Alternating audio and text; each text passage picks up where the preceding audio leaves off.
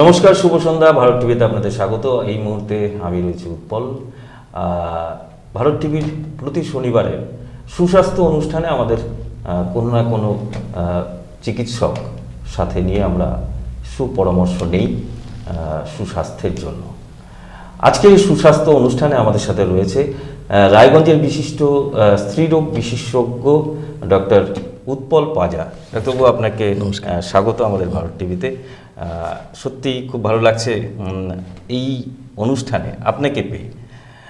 প্রথমেই যেই বিষয়ে আমরা আগাবো, আমরা যে প্রজন্ম ফেলে এসেছি, তারপরে যে প্রজন্ম, সেই প্রজন্ম আজকে কিন্তু বিভিন্ন রকম মেয়েরা আর কি বিভিন্ন রকম সমস্যার সম্মুখীন হচ্ছে। তো আজকে সেই বিষয়টা নিয়ে মূলত আলোচনা করব, সেই সঙ্গে থাকবে অন্যান্য আলোচনা, যে আলোচনাগুলো আসবে। প্রথম যে বিষয়টা হচ্ছে যে আমাদের যে নতুন প্রজন্ম, তাদের মধ্যে আপনার এই চিকিৎসা জগতে আসার পরে বা ইদানিংকালে কোন কোন সমস্যাগুলো আপনি বেশি দেখতে পাচ্ছেন? আসলে যেটা আপনি বলতে চাইছেন সেটা হচ্ছে যে মানে আগেকার দিনে আমার মা ঠাকুমাদের আমলের মেয়েদের শারীরিক যে সমস্যাগুলো ছিল, আর এখনকার এই প্রজন্ম, মানে আমি যাদেরকে জেন জি বলি, বা যারা এখন নতুন, যারা ক্লাস 8-9-এ বড় হচ্ছে বা 6-7-এ পড়ছে, তারপর 11-12-এ উঠছে, এই যে প্রজন্মটা আর আমাদের মা ঠাকুমার আমলের প্রজন্ম, যে সমস্ত মহিলাদের শারীরিক সুবিধা অসুবিধাগুলো কিছুটা তারতম্য হয়ে গেছে এখন। তো এখনকার দিনে যেগুলো হচ্ছে যে সেগুলো মেন যারা আমাদের কাছে আসছেন, মানে বাচ্চা মেয়েদের ক্ষেত্রে অ্যাডোলেসেন্ট পিরিয়ডের এক ধরনের সমস্যা, যেমন যেগুলো আগে খুব হয়তো কম ছিল, এখন ইদানিং আমরা সেগুলো খুব বেশি দেখতে পাচ্ছি, যে পিসিওডির সমস্যা, মেনস্ট্রুয়েশন ইরেগুলারিটিজের সমস্যা। এগুলোর পিছনে কারণ হচ্ছে এখন ফাস্টফুড, লেজি লাইফস্টাইল, বা ধরুন যে শারীরিক কসরত করা, মাঠে না যাওয়া, এগুলো ফিজিক্যাল এক্সারসাইজ নেই প্রায়, সারাদিন মোবাইল দেখে, এগুলোর থেকে যেটা হয় আর কি, মানে যেটা আমরা বলি ওবেসিটি, এই সমস্যাটা খুব বেশি আসছে।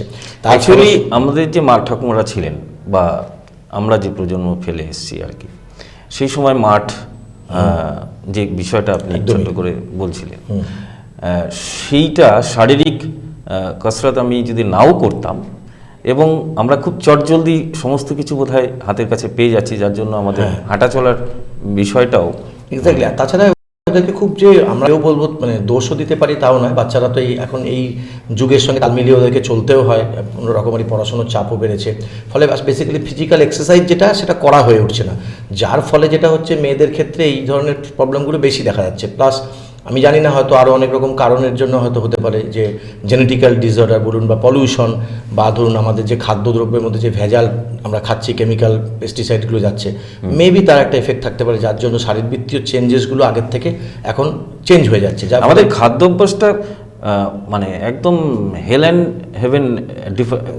যা হয়, আগেকার দিনে এত তো ইজিলি এই সমস্ত ফাস্টফুড এই সমস্ত অ্যাভেলেবেল ছিল না, তখন ঘরে রান্না খাওয়ারই আমরা বেশি খেতাম। কিন্তু আজকালকার দিনে বাচ্চারা হচ্ছে রেডিমেড ফুড, আমরা যেগুলো জাঙ্ক ফুড বলে থাকি, সেগুলোর প্রতি আসক্ত, এবং সেগুলো পাওয়াও যাচ্ছে। ইনফ্যাক্ট অনেকেই মানে কর্মজীবনে ব্যস্ততার কারণে হয়তো বাড়িতে রান্নাই করছে না। হ্যাঁ, সেটা একটা ইস্যু, একটা দিক আছেই। তো যার জন্য যেটা হচ্ছে যে মেয়েদের সমস্যাগুলো যেটা এই মুহূর্তে আমরা বেশি পাচ্ছি, সেগুলো হচ্ছে যেরকম বললাম, মেনস্ট্রুয়েশন ইরেগুলারিটিস, ডিসমেনোরিয়া, পেইন, তারপরে ধরুন পরবর্তীর দিকে এন্ডোমেট্রিওসিস, পিসিওডি, এই ধরনের সমস্যাগুলো বেশি আসছে। প্লাস বড় পরে অ্যাডোলেসেন্টের পরে যেটা পিরিয়ড আসছে রিপ্রোডাক্টিভ এজ গ্রুপে, তাতে যেটা হচ্ছে যে আপনার লেট ম্যারেজ হচ্ছে। লেট ম্যারেজের জন্য দেখা যাচ্ছে ইনফার্টিলিটি, বন্ধ্যাত্ব সমস্যা অনেক বেশি হচ্ছে। আগেকার দিনে মা ঠাকুমারা আমাদের যেরকম আপনি বলছিলেন, আগের প্রজন্ম, ওদের খুব কম বয়সে বিয়ে হয়ে যেত, ফলে কী হতো, এবং তারা খুব এত ইনফার্টিলিটি সমস্যা তখনকার দিনে কিন্তু এতটা ছিল না, এখন যতটা হচ্ছে। প্লাস এই আর এবার লেট রিপ্রোডাক্টিভ এজ, বা ধরুন আরও মেনোপোজাল এজ যেগুলো বলি আমরা, তাতে কী ধরনের দেখা যাচ্ছে, যে তাতে হচ্ছে আপনার এখনকার দিনে যেটা আমি বলবো যে ওই একই, যে অনেক রকম পলিউশন বলুন, বা ধরুন কেমিক্যাল পেস্টিসাইডস, এবং আমাদের এই যে মডার্ন গ্যাজেটস, এই সমস্ত সাইড এফেক্ট হয়তো হতে পারে। তাতে লেট সাইকেলে যে সমস্ত সার্ভাইকাল ক্যান্সার, ব্রেস্ট ক্যান্সার, যেই মেয়েলি যে সমস্যাগুলো, সেগুলো কিন্তু চেঞ্জেস আসছে। আমরা মানে যতগুলো সমস্যার কথা বললেন, আমরা শুরুতেই যাই। প্রথম যেটা গর্ভধারণের ক্ষেত্রে, আমরা মা মাসিরা যে সময় ছিলেন তারা যেভাবে গর্ভধারণ করতেন আর কি, তাদের যে দৈনন্দিন জীবন ছিল, আজকে দৈনন্দিন জীবনের মধ্যে অনেক ফারাক হয়ে গেছে। তো আপনি প্রথম কি পরামর্শ দেবেন একটা নতুন কাপল সে গর্ভধারণ করবে, তার কি ভাবে এগোনো দরকার? বেশ, তো এখন দেখুন ঘটনা হচ্ছে যে এই প্রশ্নটাকে আমি ক্যাটাগরিক্যালি যদি ভাগ করি, ধরুন নিউলি ম্যারিড কাপল, বয়স তাদের খুব বেশি হয়নি, এখন যেটা মেন সমস্যা হয়ে যাচ্ছে যে কোনো কারণেই হোক বেশ কিছু মহিলারা হচ্ছে একটু বেশি বয়সের দিকে বিয়ে করতে বাধ্য হচ্ছেন, যে কোনো কারণেই হোক, হয়তো তাদের ক্যারিয়ার সেটেল করতে সুবিধে হচ্ছে, সেই জন্য হয়তো হচ্ছে, যার জন্য কিছুটা সমস্যা তাদের হচ্ছে। প্লাস এখন হাজব্যান্ড ওয়াইফ বেশিরভাগ ক্ষেত্রে দুজনেই কর্মব্যস্ত, দুজনেই কাজ করেন, ফলে কী হয় তাদের লাইফস্টাইলটা সেইভাবে মেনটেন করতে হচ্ছে, হয়তো দূরে থাকেন, হাজব্যান্ড এক জায়গায়, ওয়াইফ এক জায়গায়, ফলে রেগুলার বেসিসে সেক্সুয়াল লাইফও তাদের সেইভাবে মেনটেন হয় না। এই সমস্তটা কিন্তু আমাকে বাই টেকিং হিস্ট্রি এটা আমাকে দেখতে হবে, যে ক্যাটাগরাইজ করা যাবে না, যে সবাইকে জেনারেলাইজ করা যাবে না। তো ফলে ধরুন যে কম বয়সী যদি আমরা মনে করি যে কম বয়সী মহিলা তারা রেগুলার বেসিসে থাকার সুযোগ পাচ্ছেন, তখন তাদের আমরা তারা এসছেন যে প্রিকনসেপশনাল অ্যাডভাইস নেওয়ার জন্য। তাদের আমরা যেগুলো করতে পারি, মিনিমাম যেগুলো আমি যেটা বলবো এই চ্যানেলের থ্রু দিয়ে, যে অবশ্যই প্রি ম্যারাইটাল ক্ষেত্রে থ্যালাসেমিয়া এগুলো করা উচিত, যেটা আমরা সবাইকে উদ্যোগ দিই, মানে প্রথম স্টেজেই এই বিষয়গুলোকে নিয়ে অবশ্যই বিয়ের আগে তো আমরা সবসময় বলি যে থ্যালাসেমিয়াটা দেখুন, আমরা গ্রুপিং এবং থ্যালাসেমিয়া এই দুটো তো মিনিমাম। আর এবারে ধরুন আসলো তাদেরকে আমরা যেটা করতে পারি রুটিন, যদি সমস্যা কখন বলবো যে 6 মাস বা 1 বছর ধরে মানে ইন্টারকোর্স করার পরেও যদি প্রেগনেন্সি না আসে, সেক্ষেত্রে আমরা বলতে পারি যে তুমি কিছু পরীক্ষা নিরীক্ষার মধ্যে যাও, কোনো হরমোনাল ইমব্যালেন্স আছে কিনা মহিলার, এবং হাজব্যান্ডের তরফে কোনো সমস্যা আছে কিনা, হাজব্যান্ডের স্পার্ম একটু এক্সামিনেশন করা যেতে পারে। এগুলো সমস্ত দেখার পরে দেখা যায় যে যদি সমস্যা ম্যাক্সিমাম ক্ষেত্রেই থাকে না, তাদের খুব এই কনজুগাল লাইফটাকে মডিফাই করে দিলে পরেই অনেক সময় তারা কনসিভ করে যান। বেশি বয়সের ক্ষেত্রে আমরা দেখি যে, আর হ্যাঁ এটা যদি বলা যে প্রি-কনসিভ যারা প্ল্যানিং করছেন তাদের ক্ষেত্রে আমরা জাস্ট ফলিক অ্যাসিড খাওয়ার জন্য অ্যাডভাইস করি। আর একটু বেশি বয়সের দিকে যদি যান তাহলে তাদের ক্ষেত্রে একটু ইন্টেন্স ইনভেস্টিগেশনসটা করা উচিত, যেন বেশি দেরি না করা হয়। তাহলে অবশ্যই তাদের কোনো ডাক্তারবাবুর কাছ থেকে পরামর্শ নেওয়া এবং সেই অনুযায়ী ইনভেস্টিগেশনস করা দরকার। মানে আজকের দিনে মানে কোনো প্ল্যানিং করতে গেলে ফার্স্ট টাইম একজন অভিভাবক অর্থাৎ ডাক্তারবাবুর সাথে কনসাল্ট করে নেওয়া বিশেষ জরুরি বলে মনে হচ্ছে আজকের দিনে। সেটা করতে পারলে তো সবসময়ই ভালো, মানে জাস্ট একটা প্রিকনসেপ্টাল পিরিয়ডে কোনো একজন ডাক্তারের সঙ্গে পরামর্শ করলে পরে কি হয় যে এই যে বললাম আমি ফলিক অ্যাসিড সাপ্লিমেন্টেশনটা উনি দিতে পারেন, কিছু পরীক্ষা মিনিমাম যেগুলো থাইরয়েড, প্রোল্যাকটিন, এই সমস্ত পরীক্ষাগুলো, ব্লাড গ্রুপিং থ্যালাসেমিয়াটা আছে কিনা এগুলো দেখে নেওয়া, এগুলো জানতে পারলে অনেকটা উপকার হবে ওনাদের। আজকের ডেটে আমরা দেখতে পাচ্ছি বিভিন্ন বড় সিটি টাউনগুলোতে, ইনফ্যাক্ট আমাদের এই গ্রামাঞ্চলেও ইদানিং ছড়িয়ে পড়েছে, মহিলারা ধূমপান বা নেশা জাতীয় দ্রব্য একদম নিচ্ছে। একদম সেক্ষেত্রে এই গর্ভধারণের ক্ষেত্রে কি কোনো অবশ্যই স্মোকিং এবং টেকিং অ্যালকোহল এই দুটো জিনিসই কিন্তু আপনার ফার্টিলিটির উপর এফেক্ট করে। তাতে দেখা যায় যে তা মানে মহিলার ক্ষেত্রে এগের কোয়ালিটির উপর আমরা এফেক্ট পড়তে দেখেছি, স্টাডি তাই বলে। ফলে আমরা সবসময়ই বলবো যে যখনই আমরা এই ধরনের প্ল্যানিং করছেন আমরা সবসময়ই ওনাকে উপদেশ দেবো যে কুইট স্মোকিং ছাড়ুন এবং অ্যালকোহল। একজন মহিলা অনেকদিন আগের থেকেই স্মোকিং বা অ্যালকোহল নেওয়া শুরু করেছে, তাতে কি তার ওই মানে প্ল্যানিং যখন শুরু করবে তখন সেটা অফ করে দিয়ে করলে সেটাতে দেখুন সবসময়ের জন্য এটা অ্যাডভাইসেবল, সবসময় বলি যে আমরা একদমই না করাটাই বেশি ভালো। সবসময় অ্যাজ এ ডক্টর আপনাকে আমি সবসময় উপদেশ দেবো যে একদম বন্ধ করুন, একদম বন্ধ করুন, দিস ইজ দ্য অ্যাডভাইস। এবার ধরুন যদি একেবারেই সম্ভব না হয় তাহলে আমরা বলবো যতটা সম্ভব রেস্ট্রিক্টেড ওয়েতে লাইফ লিড করুন। বেশ, আমি বোধহয় একটু মাঝের থেকেই শুরু করেছি। তার আগে যে সমস্যাগুলো দেখা যাচ্ছে বিভিন্ন বাড়িতে, মেয়েদের যে প্রতি মাসে যে নিয়মমাফিক যে বিষয়টা বলছি, হ্যাঁ, সেই সময় প্রচণ্ড পেইন হয়, তারা ভীষণভাবে ওই সময়টা মুছড়ে পড়ে আর কি। সেই জায়গাটার থেকে রিলিফ পাওয়ার জন্য কেন হয় এটা আমাদের কাছে প্রায়শই বাচ্চা মেয়েরা আসেন, মা বাবারা ওনাদেরকে নিয়ে আসেন যে বাচ্চার মেনস্ট্রুয়েশন স্টার্ট হয়েছে, খুব পেটে ব্যথা করছে। এখন এটাকে আমরা আমাদের ডাক্তারি ভাষায় বলি ডিসমেনোরিয়া। তো এইটা হচ্ছে খুব কমন এবং সেটা দেখা যায় যে অল্প বিস্তর প্রায় মেয়ের ক্ষেত্রেই দেখা যায়। এবার অল্প বিস্তর হওয়াটা খুব সমস্যার কিছু নয়, চিন্তারও কিছু নয়, কিন্তু দেখা যায় যে সেটা তার দৈনন্দিন কাজ করার ক্ষেত্রে সমস্যা হচ্ছে, স্কুল যাওয়াতে অসুবিধা হচ্ছে, পড়াশোনা করতে অসুবিধা হচ্ছে, তখন অবশ্যই আমরা বলবো যে ডাক্তারের সঙ্গে পরামর্শ করুন। এখন এটা এই যদি ডিসমেনোরিয়া যখন থাকে বাড়িতে, আমরা সবসময় তাকে বলি একটা মাইল্ড পেন কিলার খেয়ে দেখতে পারেন, যদি তা কমে তাহলে আপনি ডাক্তারবাবুর সঙ্গে পরামর্শ করবেন। আর এর পরবর্তী ক্ষেত্রে এইগুলো থেকে দেখা যায় যে আমরা যখন বয়স বাড়ে এরকম সিভিয়ার ডিসমেনোরিয়া থাকলে তার পরবর্তী ক্ষেত্রে এন্ডোমেট্রিওসিস, অ্যাডেনোমাইসিস এই ধরনের রোগগুলো হওয়ার সম্ভাবনা আছে। এন্ডোমেট্রিওসিস আর প্যাডোমাইসিস যে রোগ দুটোর কথা বলে সেটার সম্পর্কে একটু যদি। এবার এন্ডোমেট্রিওসিস যদি আমরা বলি, এন্ডোমেট্রিওসিস মানে হচ্ছে যে আমরা দেখি কখন যে মেনস্ট্রুয়েশনের সময় যেমন এক্সটার্নাল ব্লিডিংটা আমরা দেখতে পাচ্ছি, কিছু কিছু মহিলার ক্ষেত্রে এই ব্লিডিংটা শরীরের ভিতরে মানে ইউট্রাসের চারপাশে, ওভারির চারপাশে, টিউবসের চারপাশে কোনো জেনেটিক কারণে হোক বা অনেক সময় আপনার অ্যাটোজেনিক্যালি হোক, যে এই সিমটমটা দেখা যায় ওই পেটের মধ্যে রক্তক্ষরণ হতে থাকে কিছু কিছু জায়গার থেকে, সেটা ইন্টারনালি এটা হওয়ার জন্য প্রাথমিকভাবে এটা তার একটা লক্ষণ যে এই ডিসমেনোরিয়া মানে পেটে ব্যথা মেনস্ট্রুয়েশনের সময়, এবং পরবর্তীতে ধীরে ধীরে ওটা সারা মাস ধরেই থাকতে পারে মেনস্ট্রুয়েশন ছাড়াও, এবং এটা আস্তে আস্তে যদি পরবর্তী ক্ষেত্রে আরও প্রোগ্রেসিভ ওয়েতে যায় তখন ওখান থেকে ওই রক্তটা জমে জমে ওভারির চারপাশে, তখন আমরা ওটা একটা সিস্ট তৈরি হয়, তাকে আমরা চকোলেট সিস্ট বলি। এগুলো মানে অনেক অ্যাডভান্স স্টেজ আর কি। এন্ডোমেট্রিওসিসটা খুব খারাপ মানে মেয়েদের জন্য আর কি। এন্ডোমেট্রিওসিস হলে সেখান থেকে কি ওই ক্যান্সার জাতীয় কিছু? না, এন্ডোমেট্রিওসিস থেকে ক্যান্সার হয়েছে এরকম ব্যাপার নয়, কিন্তু এন্ডোমেট্রিওসিস হচ্ছে আমার মতে ক্যান্সারের থেকেও খুব পেইনফুল, মানে খুব খারাপ। মানে ক্যান্সার তবু তো কিছুটা চিকিৎসা করানো যায়, কিন্তু এন্ডোমেট্রিওসিস হচ্ছে মুশকিল হচ্ছে যে আমাদের ডাক্তারদের কাছে হচ্ছে একটা প্রবলেমেটিক জায়গা। সেটা হচ্ছে যদিও এখন অনেক রকম ওষুধ বেরিয়েছে, বেশ কিছু ভালো ভালো ওষুধ বেরিয়েছে, ট্যাবলেটস বেরিয়েছে এবং ইঞ্জেকশনস বেরিয়েছে, তাতে এন্ডোমেট্রিওসিসকে কন্ট্রোল করা যায়, কিন্তু এটা খুব প্রোগ্রেসিভ। ওষুধের মানে বন্ধ করে দিলেই বা ইঞ্জেকশনের কার্যক্ষমতা কমে গেলে ওটা আবার ফিরে আসতে পারে। এইটা একটা ভয়ের জায়গা। এন্ডোমেট্রিওসিস থেকে আপনার ইনফার্টিলিটি হতে পারে পরবর্তীতে, এই পেটে ব্যথা থেকে ওই যে বললাম সমস্ত চকলেট সিস্ট হলে পরে অন্ত্র এবং আপনার পেটের যে সমস্ত অর্গানগুলো আছে সেগুলো একসঙ্গে জড়িয়ে যেতে পারে, লেগে যেতে পারে, এটা একটা সমস্যা। অর্থাৎ এই যে ব্যাপারটা যে ওই মেনস্ট্রুয়েশনের সময় যে পেইন, সেইটাকে মানে ভীষণভাবে লক্ষ্য করা ভীষণ জরুরি অভিভাবকদের।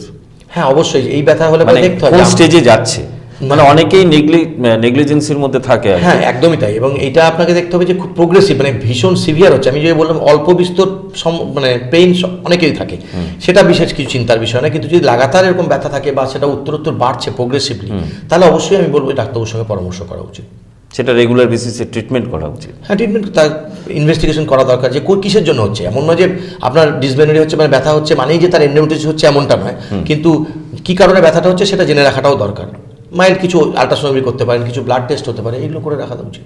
আরেকটা টার্ম আমরা ভীষণ শুনে থাকি, পিসিওডি একটা বিষয়, সেই দিকে আমরা একটু পরে যাচ্ছি, কিন্তু যে এই যে ব্যথা পেইন, এর থেকে আপনি বললেন যে পরবর্তীতে গর্ভধারণের ক্ষেত্রে অসুবিধা হয়, সেটা ফার্টিলাইজেশনের ক্ষেত্রে অসুবিধা হয়। একদম আমরা দেখতে পাই অনেকেই এই বাচ্চা বেবি নিতে গিয়ে অনেক সমস্যায় পড়ছেন, বেবি নিতে পারছেন না বা সেই ফার্টিলাইজেশন হচ্ছে না, সেটার জন্য তারা অনেক দূর দূরান্তে চলে যাচ্ছে। আমি জানি এই বিষয়ে আপনি অন্তত রায়গঞ্জে একটা ভালো মানে পরিবেশ তৈরি করেছেন, যেটাতে আপনার উপর ভরসা করে লোকে, আমি এটুকু জানি। তো এই বিষয়টা নিয়ে কিভাবে কি করছেন, কিভাবে কতদিন আগের থেকে প্ল্যানিং করা, এবং সেই যে যারা গর্ভধারণের ক্ষেত্রে বিভিন্ন সমস্যা বারবার ফেইলিওর হচ্ছেন, তাদেরকে আপনি কিভাবে আপনি যেটা বললেন সেটা হচ্ছে যে ইনফার্টিলিটি ম্যানেজমেন্ট বা বন্ধাত্ব সম্পূর্ণটা আলাদা ইস্যু এবং আলাদা চ্যাপ্টার। তো এটা মানে আজকালকার দিনে হচ্ছে বন্ধাত্ব ইস্যুটা হচ্ছে অত্যন্ত কমন হয়ে দাঁড়িয়েছে। আগে এত হয়তো ছিল না, কিন্তু এখন ইনফার্টিলিটি রেট কিন্তু অনেক বেড়েছে এখন, যার জন্যই কিন্তু এই ইনফার্টিলিটি যে সেন্টার, মানে আমরা লোকাল ল্যাঙ্গুয়েজ যেমন টেস্ট টিউব বেবি সেন্টার বা আইভিএফ সেন্টার যেটা বলি, সেটা সংখ্যা কিন্তু দিন দিন বাড়ছে।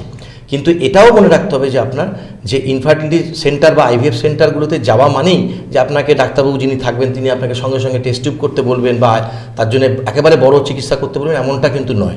কিন্তু আমি বলবো যে হ্যাঁ, এই সমস্যা যদি থাকে লোকাল ডক্টর গাইনোকোলজিস্টকে দেখাবেন, তিনি যদি মনে করেন অবশ্যই আপনাকে এই ধরনের বন্ধাত্ব যেখানে চিকিৎসা হয় নিরাময়, সেই চিকিৎসা কেন্দ্রে পাঠাবেন।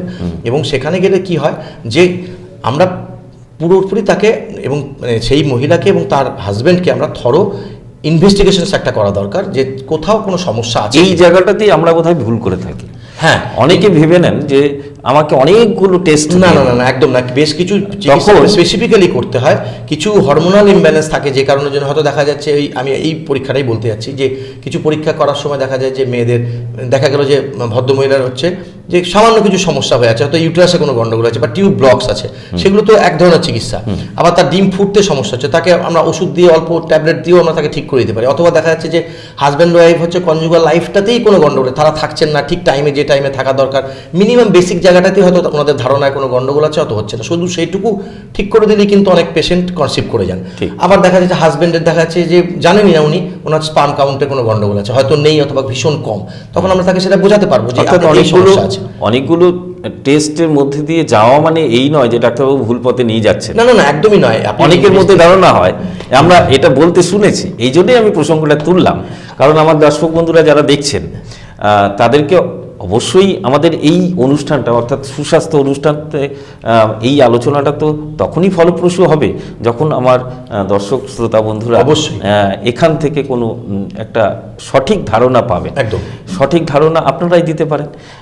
আমরা অনেককেই বলতে শুনেছি, ডাক্তারবাবুর কাছে গেছি, এতগুলো টেস্ট দিয়েছে, এগুলো করার কোনো দরকার আছে কি না। আমার মনে হয় যে সেটা কি, হ্যাঁ অবশ্যই কিছু কিছু জায়গায় রোগ নির্ণয়ের ক্ষেত্রে তো ইনভেস্টিগেশন একটা পার্ট, আপনাকে জানতে হবে যে স্পেসিফিক অবশ্যই আমার নিজের ধারণা এবং নিজের দৃঢ় বিশ্বাস যে কখনোই কোনো ডাক্তারবাবু এরকম হবেন না যে ওনাকে পেশেন্টকে অনাবশ্যক কোনো পরীক্ষা করতে দেবেন, এবং যেটুকু দরকার সেটুকুই দিয়ে থাকেন, উচিত দেওয়া, এবং সেটা আমার মনে হয় করিয়ে নিলে পরে পেশেন্টের রোগ নির্ণয় করতে কিছু কিছু ক্ষেত্রে তাড়াতাড়ি সুবিধা হবে, প্রম্পট এগিয়ে যাওয়া। আমি আপনার এই ইনফার্টিলিটি ক্ষেত্রে যেমন বলতে পারি যে আমি ধরুন যে ওনাকে পরীক্ষা কোনো কিছু করলাম না, করে আমি তাকে ওষুধ দিয়ে যাচ্ছি, ইঞ্জেকশন দিয়ে যাচ্ছি, সেটা তো উচিতই নয়।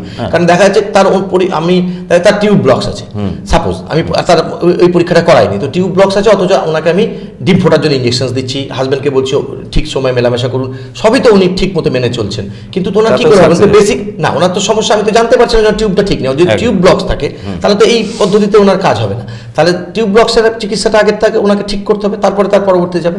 ঠিক সেরকম হচ্ছে, দেখা যাচ্ছে হাজব্যান্ডের সব কিছু আমি পরীক্ষা নিরীক্ষা করেছি, সব কিছু করছি, হাজব্যান্ডের সিমেন্ট টেস্টটা উনি করাননি, অথচ মিসেসের সমস্ত পরীক্ষা করা হয়ে গেছে, ওনাকে অনেক ওষুধ খাওয়াচ্ছি, ট্যাবলেট দিচ্ছি, ইঞ্জেকশন দিচ্ছি, কিন্তু হাজব্যান্ডের স্পার্মেই গন্ডগোল, হাজব্যান্ডের অ্যাজোস্পার্মিয়া অথবা খুব কম আছে, তাহলে তো কোনো লাভই নেই। এই জন্যই পরীক্ষাগুলো আগে করে নিয়ে চিকিৎসা করা উচিত, এটা হচ্ছে নিয়ম। আবারও মানে আপনার কাছে জানতে চাইবো যে আমরা মা মর্শিদের সময়ের কথা বলছি, তখন আমরা দেখেছি অনেক বয়সকালেও গর্ভধারণ করতে দেখেছি অনেকজনকে, ইনফ্যাক্ট আমাদের পরিবারেও আমরা দেখেছি। কিন্তু আজকের ডেটে বয়স যখনই 30 পেরিয়ে যাচ্ছে তখনই কেন সমস্যা হচ্ছে, আজকে কেন সমস্যাটা বাড়ছে বেশি? দেখুন, ঘটনা হচ্ছে আমি এখনকার সময় বলি, সেটা হচ্ছে যে এখন এই বেশি বয়সের ক্ষেত্রে আমি জানি না, মানে আপনি যেটা বললেন, মানে আমি হয়তো বলবো যে সেটা নয়, আমি বলবো যে সবসময়ের জন্যই আফটার 30 মেয়েদের ক্ষেত্রে যে ডিমের সংখ্যা, ওভামের সংখ্যা এবং তার কোয়ালিটি বা মানে তার যে গুণগত মান, সেটা সবসময় সব যুগেই কমতে থাকতো।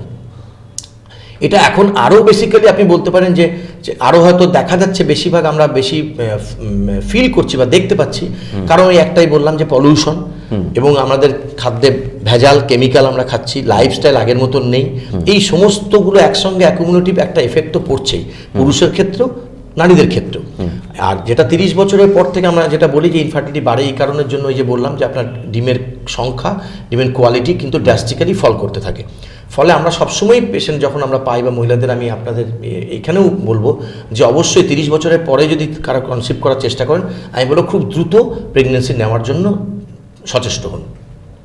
আচ্ছা, আমরা যে যারা বয়সজনিত কারণে দীর্ঘদিন ধরে ওই মানে আনসাকসেস হচ্ছে, মানে সাকসেস হতেই পারছেন না, আপনি তাদের অনেককেই সেই জায়গাটা থেকে বের করে নিয়ে এসে তাদের মুখে হাসি ফোটাতে পেরেছেন আফটার অল। সেই জায়গাটায় আপনার মানে আরো কি করা না দরকার? আপনার সেইখানে এই চিকিৎসা, বলি আপনাকে, হ্যাঁ, সেইখানেই আমি বলবো যে বয়স্ক চিকিৎসার ক্ষেত্রে যে বললাম যে চিকিৎসা ইনফার্টিলিটি চিকিৎসার ক্ষেত্রে যদি আপনি বলেন, তাহলে সেখানে আমাদের ওইটা কনসিডার করতে হয় যে পেশেন্টটা যে আমার কাছে এসেছে তার বয়স কত, কতদিন তাদের কনজুগাল লাইফ, এগুলো সবগুলো ডিসাইড করেই কিন্তু চিকিৎসার ভাগ নির্ণয় করতে হয়। আমি উদাহরণস্বরূপ বলি যে একটা 20-25 বছরের কাপল এসছে আমাদের কাছে, তার ক্ষেত্রে যে চিকিৎসাটা হবে, একজন 30-32 বছরের মহিলা এসছেন, তারা অলরেডি অনেক দিন ধরে তার হয়তো বিয়ে হয়েছে, বা ধরুন নিউলি ম্যারিড কাপল 35 বছর বয়সে এসছেন, এই সবার ক্ষেত্রে কিন্তু চিকিৎসা পদ্ধতি কিন্তু আলাদা। এবার বেশি বয়সের ক্ষেত্রে আপনি যেহেতু বলেন, আমরা সবসময় বলি একজন যদি কাপল এসে থাকে যে তিনি 35 বছর বয়সে, হয়তো দেখা যাচ্ছে তার 1 বছর বিয়ে হয়েছে, তিনি 35 বছর বয়স হয়ে গেছে, হাজব্যান্ডের বয়স প্রায় কাছাকাছি 40 বা 37 সমান, সেক্ষেত্রে তিনি আমার কাছে এসেছেন। চিকিৎসা কিন্তু আমরা সবসময় বলবো যে 20 বছর বা 25 বছর বয়সে যে উপদেশ দিয়ে আমরা শুরু করবো, এনার ক্ষেত্রে কিন্তু সেই উপদেশ এক হবে না। ঠিক, আমরা তাকে বলবো হয়তো যে প্রথমেই আপনাকে বলবো যে আপনি একেবারেই ইন্টেন্সিভ ইনফার্টিলিটি ম্যানেজমেন্টে যান। সেটা হতে পারে যে 2-1টা সাইকেল আপনি ওভুলেশন ইনডিউস করলেন, আর্টিফিশিয়াল ইনসেমিনেশন করলেন, অথবা ডাইরেক্টলি ওনাকে আপনি আইভিএফ সাজেস্ট করতে পারেন, কারণ ওনার ডিমের কোয়ালিটি এবং সংখ্যা কিন্তু কমতে থাকছে।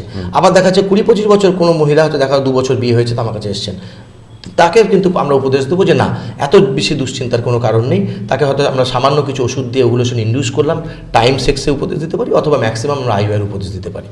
এইভাবে তাদের ক্যাটাগরিক্যালি প্রশ্ন ভাগ করতাম। পেয়েছিলাম আমি, সে প্রশ্নটা হচ্ছে আজকাল যদি আমরা ওই যেই চিকিৎসাটার কথা আমরা আলোচনায় আছি, যে ওটাকে আপনারা ডাক্তারি ভাষায় কি বলছেন আমি জানি না, যেটা ওই বয়সকালে আইভিএফ বলছেন আপনি? আইভিএফ বা আমাদের টেস্ট টিউব বেবি, হ্যাঁ, এইসবের ক্ষেত্রে আমি কোনো একজনের কাছে মানে গল্প করতে করতে সেই তার মুখ থেকে বলতে শুনেছি যে ওখানে করতে গেলে একসাথে অনেকগুলো বেবিও চলে আসতে পারে, হ্যাঁ, সেক্ষেত্রে অনেক অসুবিধার সৃষ্টি হয়। না, আমি বলি আপনাকে, সেটা হচ্ছে একসাথে বেবি আসার ঘটনাটা কিন্তু সত্য।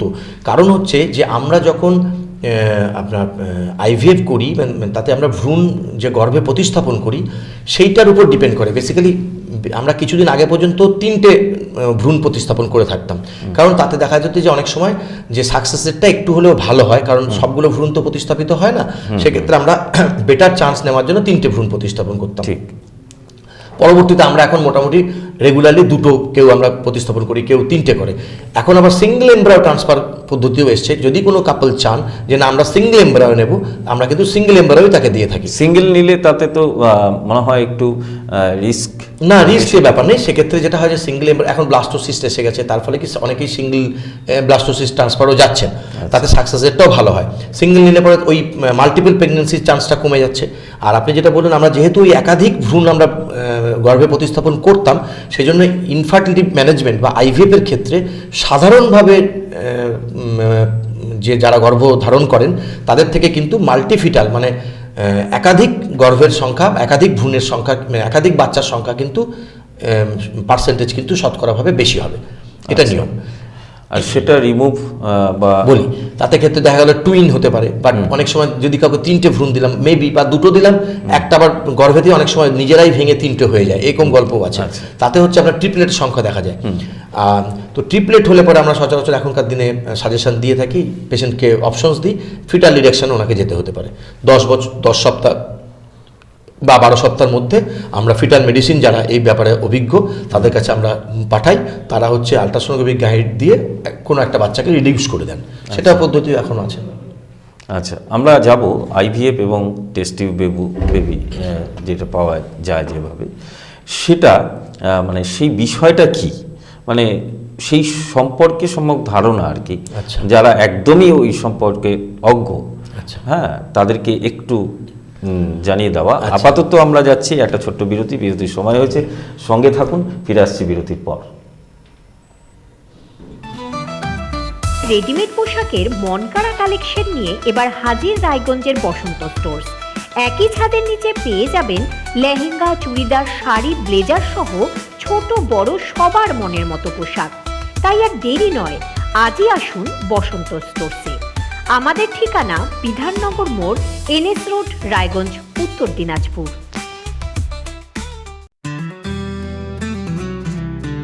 গ্রসারি থেকে কসমেটিক্স,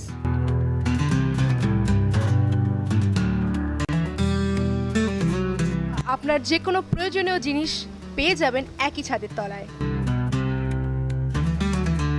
আমাদের ঠিকানা এলআইসি মোড়, রায়গঞ্জ, উত্তর দিনাজপুর। চোখের সমস্যা বাড়ার আগেই আজই আসুন জীবন রেখা হসপিটাল, আপনার পরিবারের নতুন ভরসা। আপনার স্বপ্ন এবার আপনার শহর রায়গঞ্জে।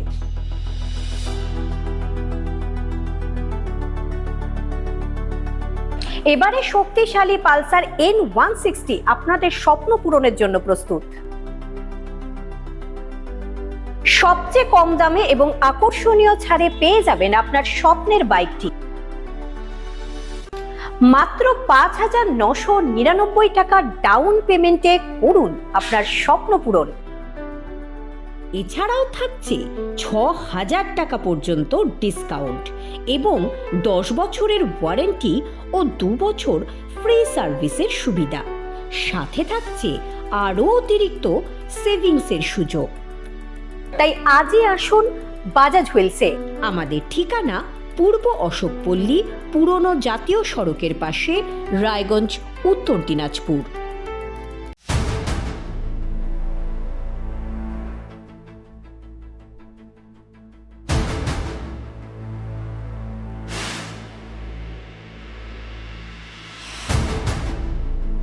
এখন আর চার দেওয়ালের ভেতরে নয়,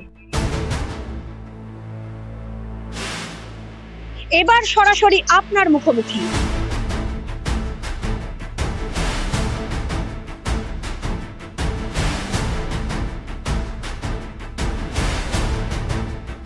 এবার আপনার আমার সমস্যার হবে চিরুনি তল্লাশি।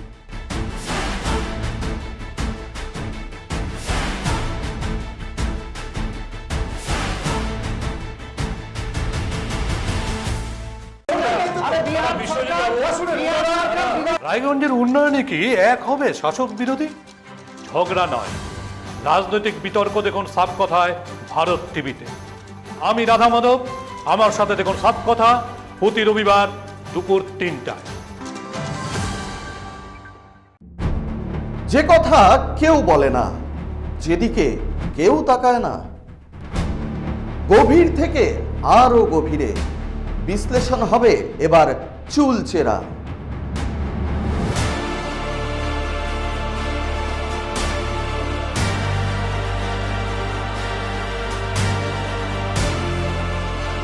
কারোর দাবেদারি নয়।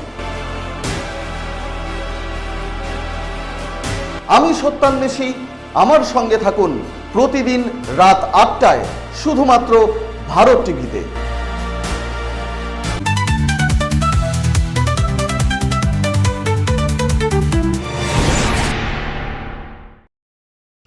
ফিরে এলাম বিরতির পর। আজকে সুস্বাস্থ্য অনুষ্ঠানে আমাদের সাথে আমাদের স্টুডিওতে রয়েছে আমাদের রায়গঞ্জের বিশিষ্ট স্ত্রী রোগ বিশেষজ্ঞ ডাক্তার উৎপল পাজা। যেই আলোচনায় ছিলাম আমরা যে ওই আইভিএফ এবং টেস্ট টিউব বেবি অনেকের ক্ষেত্রেই একটু ভুল ধারণা থাকে। ইনফ্যাক্ট আমিও একটা ভুল ধারণার মধ্যে ছিলাম। কি আমি ভেরি রিসেন্ট জেনেছি যে এই বিষয়ে আলাদা আলাদা পার্ট আছে। তো সেই পার্টগুলো মানে আইভিএফ বলতে কিভাবে কাদের জন্য আইভিএফ এবং টেস্ট টিউব কাদের জন্য? এবারে আইভিএফ বা টেস্ট টিউব বেবি মানে অনেকের ধারণা থাকতে পারে যে কিভাবে হচ্ছে জিনিসটা। অনেকের অনেক রকম ধারণা থাকে যে নিজেদের জিনিস হবে কি না বা কীরকম হবে। তো আইভিএফ বা টেস্ট টিউব বেবি মানেটা কি? In vitro fertilisation. মানে বেসিক্যালি আমরা প্রজননটা বাইরে ঘটাচ্ছি। কি করি আমরা প্রথমে, যে কোনো মহিলার যখন আইভিএফ ট্রিটমেন্ট আমরা স্টার্ট করি তখন সেই মহিলাকে আমরা বেশ কিছুদিন 10 থেকে 12 দিন বা 14 দিন মতো আমরা ইঞ্জেকশনস দিই। তাতে আমাদের উদ্দেশ্য কেন থাকে ইঞ্জেকশনস দিই না, সুপার ওভুলেশন করা যায়, মানে একাধিক ডিম তৈরি করার জন্য চেষ্টা করি আমরা ডিমটা যেন বেশ কিছুটা সংখ্যায় পাই আমরা, 8টা 10টা অন্তত। তো সেই ডিমগুলোকে আমরা বাইরে বার করে নিয়ে আসি। কীভাবে বার করে নিয়ে আসি? তার জন্য কোনো ভর্তি হওয়ার ব্যাপার থাকে না। কিছুক্ষণের জন্য তাকে ওনাকে ঘুম পাড়ানো হয়, নিচ দিয়ে মেলামেশা করার জায়গা দিয়ে ওখান দিয়ে আমরা ওনার একটা সরু ছুঁচ দিয়ে আমরা সেখান থেকে টেকনিক্যালি আলট্রাসোনোগ্রাফি গাইড করে আমরা সেখান থেকে ডিমগুলো বার করে নিয়ে আসি। তাতে কাটাছেড়ার কোনো ব্যাপার নেই। ঠিক। সেই ডিমগুলো বাইরে নিয়ে আসার পরবর্তীতে দুটো রাস্তা আছে। যদি হাজব্যান্ডের স্পার্মের সংখ্যা ভালো থাকে তাহলে আমরা বলি কনভেনশনাল আইভিএফ, মানে আমরা তখন সেই ডিমগুলোর সাথে সেই হাজব্যান্ডের স্পার্মগুলোকে প্রসেস করি এবং সেই প্রসেসের মাধ্যমে সেই যেগুলো হেলদি এবং প্রচণ্ড চলনশীল শুক্রাণু সেগুলোকে এক জায়গায় করে সেই ডিমগুলোর সাথে একসাথে রেখে দেওয়া হয়। তারপর তাকে রেখে দেওয়ার পরে সেই স্পার্ম এবং ভ্রূণ ফার্টিলাইজ করে এবং সেইখান থেকে ভ্রূণ তৈরি হয়। সেই ভ্রূণকে আমরা ইনকিউবেটরে রেখে দিই। ওই ইনকিউবেটরটাই মাতৃ জঠরের মতো কাজ করে। সেখানে ভ্রূণটাকে রাখার পরে কখনো কখনো 3 দিন, যাদের ক্ষেত্রে ব্লাস্টোসিস্ট করি আমরা সেক্ষেত্রে আমরা 5 দিন এই ভ্রূণটাকে রাখার পরে সেই মায়ের গর্ভে আমরা আবার সেটাকে প্রতিস্থাপন করি। এটা হচ্ছে ফ্রেশ ট্রান্সফারের ক্ষেত্রে। অনেক সময় ফ্রোজেন ট্রান্সফার করি, মানে অনেক সময় আমরা এই ভ্রূণগুলোকে আবার আমরা ঘুম পাড়িয়ে রাখি, মানে জমিয়ে রাখি। অনেক বেশি একটা ঠান্ডা লিকুইড নাইট্রোজেন আছে তার মধ্যে আমরা জমিয়ে রাখি। তার পরবর্তীতে যখন মায়ের ঘরটাকে আমরা আবার তৈরি করি, মানে গদিটা তৈরি করি, তারপরে সেইখান থেকে আমরা ভ্রূণটাকে আবার বাইরে বার করে নিয়ে আসি, তাকে জাগাই মানে করি এবং সেই ভ্রূণটাকে আমরা মায়ের গর্ভে সরু নলের মধ্য দিয়ে প্রতিস্থাপন করে দিই। ব্যাস, এটাই নামে হচ্ছে আইভিএফ। এর মধ্যে টেস্ট টিউবের কোনো গল্প নেই, এই নামটা এসেছে হয়তো সেই কারণে।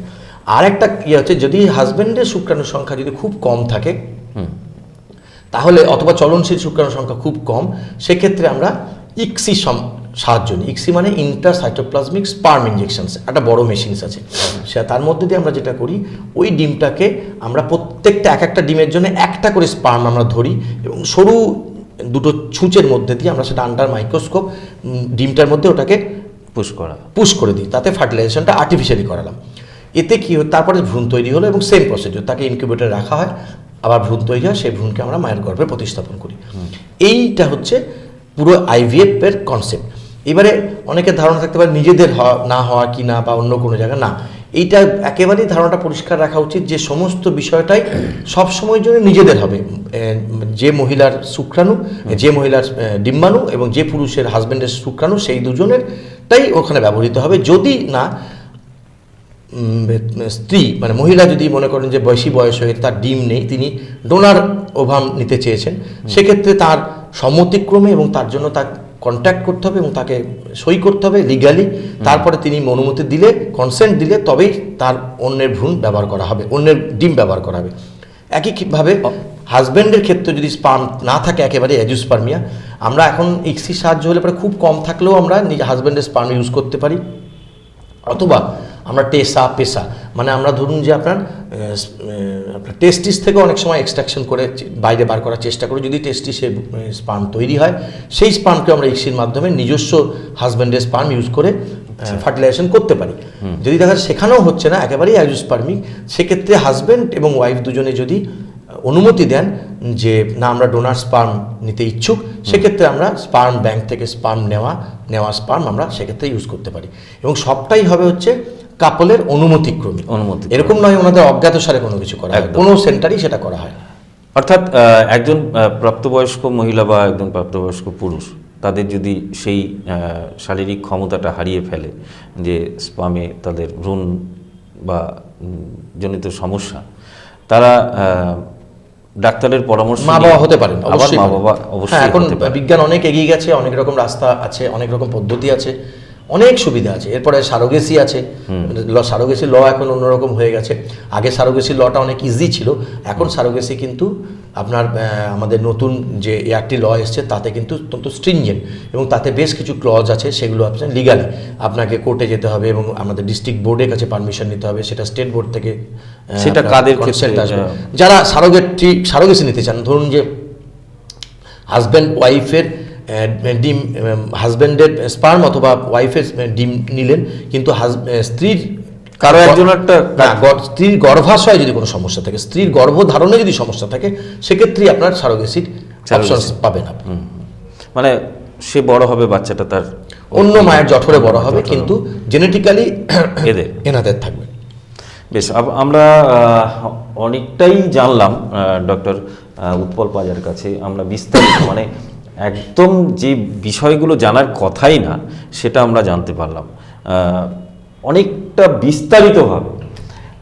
আজকে আরও একটা বিষয় যেটা হচ্ছে আপনার কাছে প্রশ্ন রাখবো, সেটা হচ্ছে পিসিওডি, একটা টার্ম আমরা প্রায়শই শুনতে পাই। বলি, এটা হচ্ছে এখন প্রায় পেশেন্ট আসে, এসে বলে ডাক্তারবাবু আমাকে তো আমি ছবি করেইছি, ছবিতে তো আমার সিস্ট আছে। তো আমি যখন ছবিটা দেখি আলট্রাসোনোগ্রাফি রিপোর্ট, তখন দেখি যে না, সিস্টের কোনো ব্যাপার নেই, ওখানে লেখা আছে পিসিওডি বা পিসিও এই ধরনের কিছু লেখা আছে। তো তার মানে হচ্ছে পিসিও মানে হচ্ছে পলিসিস্টিক ওভারি। তো এইটা অথবা অনেকে বলে পিসিওডি বা পিসিওএস বলি আমরা, মানে এটা একটা কোনো রোগ নয়, এটা হচ্ছে এটা পলিসিস্টিক ওভারিয়ান ডিজিজ অথবা পলিসিস্টিক ওভারিয়ান সিনড্রোম, পিসিওএস। মানে কতগুলো সিনড্রোম মানে কতগুলো সিমটমসের সমষ্টি। কি কি দেখি আমরা? প্রথম হচ্ছে অ্যানোভুলেশন বা অলিগোভুলেশন, মানে তার শরীরে ডিম ফোটার কোনো সমস্যা হচ্ছে, ফুটছে না টাইমলি অথবা একেবারেই ফুটছে না বা কম ফুটছে, ইরেগুলারলি ফুটছে, তাতে যা হচ্ছে সেই সম্পর্কিত হরমোনটা তৈরি হচ্ছে না বা গন্ডগোল হচ্ছে। তার ফলশ্রুতিতে আমরা বাইরে দেখতে পাচ্ছি তার মেনস্ট্রুয়েশন ইরেগুলারিটিস হচ্ছে, মানে ইরেগুলার মেনস্ট্রুয়েশন হচ্ছে না, বন্ধ থাকছে, অনেক দিন পরে পরে হচ্ছে, 1 নম্বর। 2 নম্বর হচ্ছে এর জন্য যেটা হয় যে হাইপার অ্যান্ড্রোজেনিজম। এক্ষেত্রে এই সমস্ত মহিলাদের ক্ষেত্রে শরীরে স্ত্রী হরমোনের থেকে পুরুষ হরমোনের পরিমাণটা অনেকটা বেড়ে যায়, যার ফলে কী হয়, হার্সুটিজম দেখা যায়। মানে স্ত্রীর শরীরে মেল হরমোনের আধিক্যের জন্য মেল হেয়ার ডিস্ট্রিবিউশন দেখা যায়, যেমন গোঁফ দেখাতে শুরু করে, দাড়ি গলাতে শুরু করে, মেল হেয়ার প্যাটার্ন স্টার্ট হয়, এই ধরনেরগুলো দেখা যায়। আচ্ছা, আর কি দেখা যায়? যদি আমরা ব্লাড টেস্ট করি তাহলে আমরা দেখি তাদের এএমএইচ বলে একটা হরমোন আছে, অ্যান্টিমুলের হরমোন, সেটার পরিমাণটা বেড়ে যায়। আর যদি আলট্রাসোনোগ্রাফি করি তাহলে আমরা দেখতে পাই যে এই ডিমগুলো না ফুটে ফলিকুলসগুলো আস্তে আস্তে করে না, মানে ফুটতে না পেরে ওভারির চারদিকে ছোটো ছোটো ছোটো ছোটো করে আপনার দাঁড়িয়ে যায়। এটাই যখন আমরা আলট্রাসোনোগ্রাফি দেখি তখন ওগুলো ছোটো ছোটো সিস্টের মতো দেখায়, এগুলো খুব ছোটো সিস্ট, এবং এর থেকেই নাম এসছে পলিসিস্টিক ওভারি।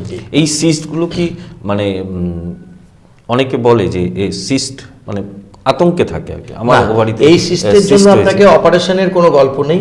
এই সিস্টটা হচ্ছে এই ডিজিজটার মেনস্টে হচ্ছে এই সিস্টগুলো, সিস্ট তো নয়, এগুলো বেসিক্যালি আনরাপচার্ড ফলিকল। তো এইটা চিন্তার বিষয় কিছু নয়। আমরা পিসিওডি ট্রিটমেন্টের ক্ষেত্রে আমরা বলে থাকি যে অবশ্য ক্ষেত্রে আমরা বলি লাইফস্টাইল মডিফিকেশন করুন প্রথম স্টে, কারো ওজন যদি সেটা অবশ্যই রেগুলার এক্সারসাইজ করুন। আর এই মেনস্ট্রুয়েশন ইরেগুলারিটির জন্য ওইখানেও ভাগ আছে, মানে আপনার ধরুন অ্যাডোলেসেন্ট পিরিয়ডে বা প্রি ম্যারিটাল লাইফে একরকম চিকিৎসা যার মেনস্ট্রুয়েশন ইরেগুলারিটি হচ্ছে, সেক্ষেত্রে আমরা তাকে হরমোনটা রেগুলেট করার জন্য আমরা অনেক সময় ইস্ট্রোজেন প্রজেস্টেরন কম্বাইন্ড পিলস দিতে পারি, লাইফস্টাইল মডিফিকেশন বলি, রেগুলার এক্সারসাইজ করতে বলি, এগুলোতে উপকার হয় এবং এগুলোতে তাদের মেনস্ট্রুয়েশন রেগুলার হয়ে যায়। কিছু কিছু ক্ষেত্রে হার্সুটিজমের পরিমাণটা গ্রোথটা কমে যায়। আর তার পরবর্তী এরকম থাকলে হয়তো দেখবেন আলট্রাসোনোগ্রাফি করলেন, সেই সিস্টগুলো কিন্তু অটোমেটিক্যালি আর তখন দেখা নাও যেতে পারে। আবার যদি দেখা যায় যে না, আফটার ম্যারেজ তারা কনসেপ্ট করতে চাইছেন, সেক্ষেত্রে দেখা যাচ্ছে পিসিওডি এসছে, তখন কিন্তু তাকে আমরা এই ওভুলেশন ইনডিউস করতে হবে, মানে বাইরের থেকে ওষুধ দিয়ে আমাকে মানে ওভুলেশনটা ঘটাতে হবে, তাহলে তার বাচ্চা আসার সম্ভাবনা বাড়বে। সেই জায়গাটায় দাঁড়িয়ে আজকের যে মানে ইয়াং জেনারেশন, তারা প্রথম থেকেই এই অসুখটা নিয়েই খুব পরিমাণে বেড়েছে, ইনসিডেন্স বেড়েছে। তার কারণ হচ্ছে ওই যে বললাম আপনার, বাচ্চারা এখন কিন্তু এক্সারসাইজ ফিজিক্যাল অ্যাক্টিভিটিস করছেন না, খেলাধুলো কম করে, ওজন বেড়ে যাচ্ছে, ওবেসিটি হচ্ছে, যার জন্য লাইফস্টাইলের জন্যই কিন্তু আপনার এটা এখন এত বেশি পরিমাণে। আপনাদের তো ডাক্তারদের অনেক সংগঠন রয়েছে, তো আপনারা নিশ্চয়ই সেই সংগঠনের মধ্যে আছেন, আপনারাও বিভিন্ন ক্ষেত্রে সমাজ সেবামূলক কাজ করে চলেছেন। তো এরকম কি কোনো সময় মনে হয়েছিল যে স্কুলগুলোতে এই বিষয়ে সচেতনতা বাড়াতে? কারণ এই পিসিওডির যে সমস্যাটা আমরা ইদানিং বোধহয় আপনারাও হয়তো অবশ্যই স্কুল শিক্ষার মধ্যে রাখা উচিত, ধারণ করুন। হেলথ এডুকেশন পার্টে থাকলে তো অবশ্যই আমি বলবো যে বলা মানে এটা রাখা উচিত, এবং এটা আমি তো ব্যক্তিগতভাবে মনে করি, এবং আমার মনে হয় যে অনেকেই, অনেক ডাক্তারবাবুকেই হয়তো অনেক স্কুল হয়তো ডেকে পাঠান এবং সেখানে হেলথ টকের জন্য ডাকলে পিসিওডি ইজ এ পার্ট, এবং সেটা নিয়ে আলোচনা কিন্তু হয় এবং এটা নিয়ে আলোচনা হচ্ছেও। আমরা যেমন মাঝে মাঝে আমরা এই ফেসবুক বলুন বা অনেক সময় অনেক জায়গায় সামাজিক মাধ্যমে বলি, অনেকটাই থাকতে পারে। কীরকম? ধরুন যে খাদ্যাভ্যাস, প্রতিদিনের যে খাদ্যাভ্যাস, যে বিষয়টা সারাদিন একটা বাচ্চা স্কুলে থাকছে, মানে ওটাই তার বাড়ি। হ্যাঁ, তো সারাদিনে তারা কিন্তু, এটা আমি ডাক্তারি লাইন থেকে একটু বেরিয়ে অন্য লাইনে যাওয়ার চেষ্টা করছি, সেটা হচ্ছে যে তারা কিন্তু একটা ব্যবস্থা নিতেই পারে যে যে বাচ্চাদের খাদ্যাভ্যাস চেঞ্জ করার জন্য স্কুলে একদম বাইন্ডিংস করে দেওয়া এই ধরনের খাবার খেতে হবে। কোনো কোনো স্কুলে, বেসরকারি স্কুলগুলোতে আমরা আজকাল দেখতে পাচ্ছি বড় বড় ক্যান্টিন রয়েছে, এবং ক্যান্টিনে যে সমস্ত ফুড রয়েছে যেটা এই রোগের ক্ষেত্রে মারাত্মক জাঙ্ক effect ফুডে করে। বেশি পরিমাণ হ্যাঁ। হচ্ছে। তো না, অবশ্যই আপনি আমরা কি সেটা বলবেন? আমি তো অবশ্যই বলবো যে স্কুল কর্তৃপক্ষ নিশ্চয়ই বিষয়টা দেখবেন, এবং জাঙ্ক ফুড যতটা সম্ভব ওখানে কম অ্যালাউ করা যায়। বাচ্চাদেরকেও বলা, বাবা মারাও সেটা বলবেন যে হোয়াট ইজ হেলথি। আমরা এই ক্ষেত্রে কিন্তু কিছু কিছু স্কুলকে লক্ষ্য করেছি, তারা বলে দিচ্ছে মানে গার্জিয়ানদের যে এই ধরনের খাবার আনবেন স্কুলে, এই ধরনের খাবার আনবেন না। সেটা সংখ্যায় মানে পার্সেন্টেজ যদি বলা যায় সেটা 0.001, কিন্তু বেশিরভাগ বেসরকারি স্কুলেই আজকাল মানে ওই ফ্যাশনেবল এবং যে জাঙ্ক ফুড, না, সবসময় সেটা অ্যাভয়েড যত করা যায় ততই ভালো। আর বাকি স্কুলে তো একটু খেলাধুলো, মাঠের মধ্যে নিয়ে যাওয়া, এগুলো তো সবসময় আমরা বলে থাকি। স্কুলের মাস্টারমশাইরা নিশ্চয়ই সেগুলো, যেগুলো আমাদের থেকে ওনারাও যথেষ্ট খেয়াল রাখেন, এবং স্কুল লেভেল থেকে বোধহয় এই টিফিনের ব্যাপারটাকে যদি তৈরি করা যায়, মাস্টারমশাইদের যদি একটা চাপ থাকে, বাচ্চারাও সেই জায়গাটা কিন্তু আমার মনে হয় এটা ভালো প্রস্তাব। এটা নিয়ে স্কুল কর্তৃপক্ষ নিশ্চয়ই দেখবেন, এবং ওনারা সবসময় বাড়ির তৈরি খাওয়ার উপদেশ দেবেন, এটাই কাম্য। একদম। পিসিওডি, আবারও যাচ্ছি, পিসিওডি বললেন আপনি, ওই ছেলেদের মতো কিছু কিছু হরমোনস, হাইপার অ্যান্ড্রোজেনিকটা বেড়ে যায়। হ্যাঁ, সেক্ষেত্রে আপনি তাদের লাইফস্টাইলটাকে আরও একবার বলবেন। আমাদের সময় প্রায় শেষের পথে। এই সমস্যাটা, আর যেটা বললাম যে বয়সজনিত কারণে বা বিভিন্ন কারণে ভ্রূণ আমরা আসতে পারছি না, সেই সমস্যা নিয়ে ফাইনালি আরও একবার আপনার কাছ থেকে আপনার উপদেশ শুনব। কিন্তু তার আগে আরও একবার যাব আমরা ছোট্ট একটা বিরতিতে, সঙ্গে থাকুন। রেডিমেড পোশাকের মনকাড়া কালেকশন নিয়ে এবার হাজির রায়গঞ্জের বসন্ত স্টোর্স। একই ছাদের নিচে পেয়ে যাবেন লেহেঙ্গা, চুড়িদার, শাড়ি, ব্লেজার সহ ছোট বড় সবার মনের মতো পোশাক। তাই আর দেরি নয়, আজই আসুন বসন্ত স্টোর্সে। আমাদের ঠিকানা বিধাননগর মোড়, NS রোড, রায়গঞ্জ, উত্তর দিনাজপুর।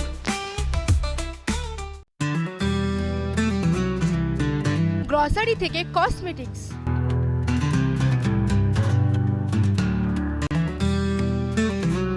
আপনার যে কোনো প্রয়োজনীয় জিনিস পেয়ে যাবেন একই ছাদের তলায়। আমাদের ঠিকানা LIC মোড়, রায়গঞ্জ, উত্তর দিনাজপুর। চোখের সমস্যা বাড়ার আগেই আজই আসুন জীবন রেখা হসপিটাল, আপনার পরিবারের নতুন ভরসা। আপনার স্বপ্ন এবার আপনার শহর রায়গঞ্জে।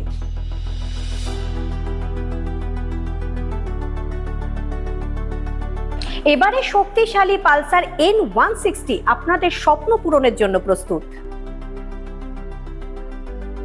সবচেয়ে কম দামে এবং আকর্ষণীয় ছাড়ে পেয়ে যাবেন আপনার স্বপ্নের বাইকটি। মাত্র 5,999 টাকা ডাউন পেমেন্টে করুন আপনার স্বপ্ন পূরণ। এছাড়াও থাকছে 6,000 টাকা পর্যন্ত ডিসকাউন্ট এবং 10 বছরের ওয়ারেন্টি ও 2 বছর ফ্রি সার্ভিসের সুবিধা। সাথে থাকছে আরও অতিরিক্ত সেভিংসের সুযোগ। তাই আজই আসুন বাজাজ হুইলসে। আমাদের ঠিকানা পূর্ব অশোকপল্লী, পুরনো জাতীয় সড়কের পাশে, রায়গঞ্জ, উত্তর দিনাজপুর।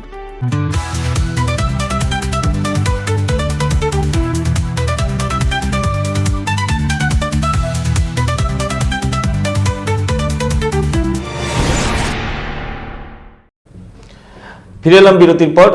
সঙ্গে রয়েছেন বিশিষ্ট স্ত্রীরোগ বিশেষজ্ঞ ডাক্তার উৎপল পাঁজা।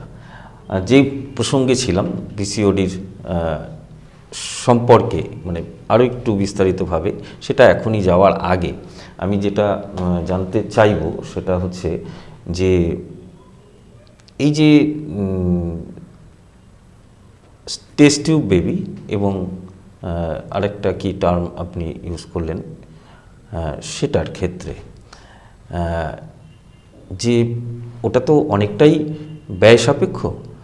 তো সাধারণ মধ্যবিত্ত পরিবার তারা প্রথমেই ওটা মানে চিন্তিত থাকে, সেক্ষেত্রে তাদের মোটামুটি আনুমানিক একটা ধারণা দেওয়া যে কোনটার ক্ষেত্রে কী রকম পরিস্থিতি বলি আসতে পারে। প্রথমেই আমি যেটা বলি সেটা হচ্ছে যে বন্ধ্যাত্ব বা ইনফার্টিলিটি চিকিৎসা মানেই টেস্ট টিউব কিন্তু একেবারেই নয়। এটা মানে প্রথমেই এবং বারবার একই কথা বলছি যে অনেক ছোট ছোট ধাপ আছে, সেই ছোট ছোট ধাপে কিন্তু প্রচুর মানুষের কিন্তু প্রেগনেন্সি এসেছে এবং তাতে আমাদের দেখতে হয় যে ছোট ছোট বলতে কি, ওই যে বললাম আপনাকে যে হয়তো দেখা যাচ্ছে তারা টাইমিংটাই জানেন না, শুধু টাইমিং ঠিক করাতেই প্রেগনেন্সি আসতে পারে, যে কোন সময় ওভুলেশনটা মেনলি হয় সেইটুকু দেওয়া।